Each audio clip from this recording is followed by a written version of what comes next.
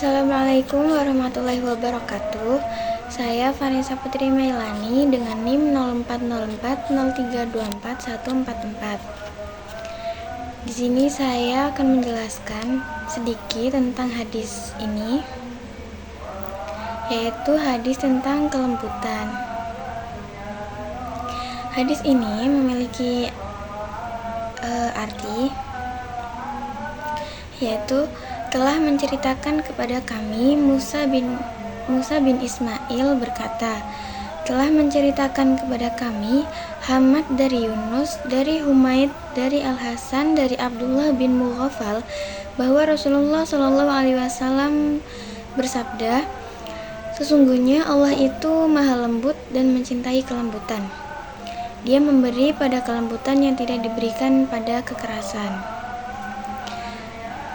Relevansi hadis ini dengan bimbingan konseling Islam, yaitu hadis ini menjelaskan bahwa Allah SWT memiliki dan mencintai sifat lemah lembut serta memerintahkan kepada kita untuk memiliki dan menerapkan sifat lemah lembut tersebut dalam kehidupan. Hadis ini menekankan nilai utama dalam Islam, yaitu kelembutan yang harus diteladani oleh umatnya. Sikap lemah lembut merupakan pangkal suatu kebaikan yang akan mendatangkan kebaikan-kebaikan lainnya. Perbuatan yang baik akan menjadi kurang bermanfaat bagi seseorang apabila tidak diiringi dengan sikap lemah lembut. Contohnya, seorang guru yang menasihati muridnya dengan perkataan kasar dan menyakiti hati, maka nasihat tersebut akan sulit diterima oleh muridnya.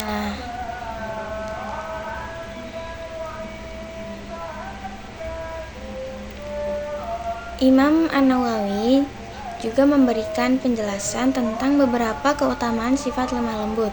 Keutamaan tersebut diantaranya yaitu sikap lemah lembut dapat diterapkan dalam bersikap,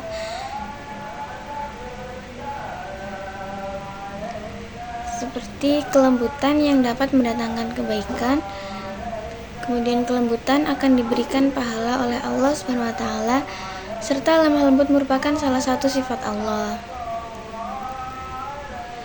Konsep dalam hadis di atas tadi memiliki relevansi mendalam terhadap praktik bimbingan dan konseling Islam.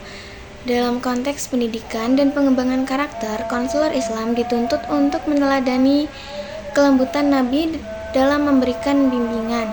Pendekatan ini bukan hanya etika profesional, tetapi juga nilai spiritual yang menuntun efektivitas komunitas konseling. Bimbingan yang dilakukan dengan kelembutan menciptakan hubungan yang hangat, penuh kasih, dan berlandaskan rasa saling menghormati antar konselor dan konseli. Sikap keras dan otoriter dapat menimbulkan resistensi, ketakutan, dan kehilangan makna spiritual dalam proses bimbingan.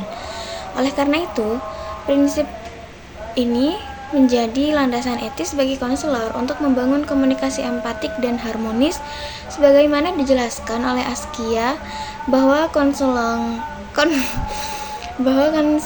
Islam menekankan metode bil hikmah, al-mau'idhah al-hasanah, dan mujadalah billati hiya ahsan, yang seluruhnya berakar pada kelembutan, kebijaksanaan, dan empati.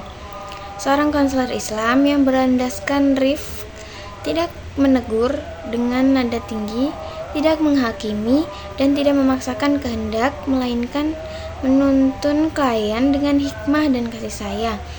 Prinsip ini membuat konseling menjadi ruang penyembuhan batin yang menyentuh, karena kelembutan merupakan jembatan antara hati dan kesadaran spiritual klien.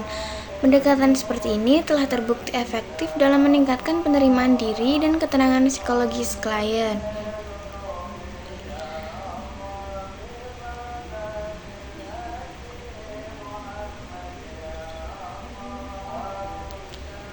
Nilai rifq ini sangat relevan dengan paradigma konseling Islam yang bersumber dari Al-Quran dan hadis. Konseling dalam Islam bukan sekadar proses komunikasi verbal, melainkan juga bentuk ibadah sosial yang meneladani akhlak Rasulullah SAW sebagai rahmatan lil alamin. Dalam penelitian terbaru oleh Rima Andari dari UIN Raden Intan Lampung diterangkan bahwa kelembutan hati dan komunikasi empati konselor menjadi kunci keberhasilan proses konseling Islami berbasis halaqah taklim yang mampu meningkatkan spiritualitas dan kedekatan klien dengan Allah. Mungkin itu saja yang dapat saya sampaikan, kurang lebihnya mohon maaf. Wabillahi taufiq wal hidayah. Wassalamualaikum warahmatullahi wabarakatuh.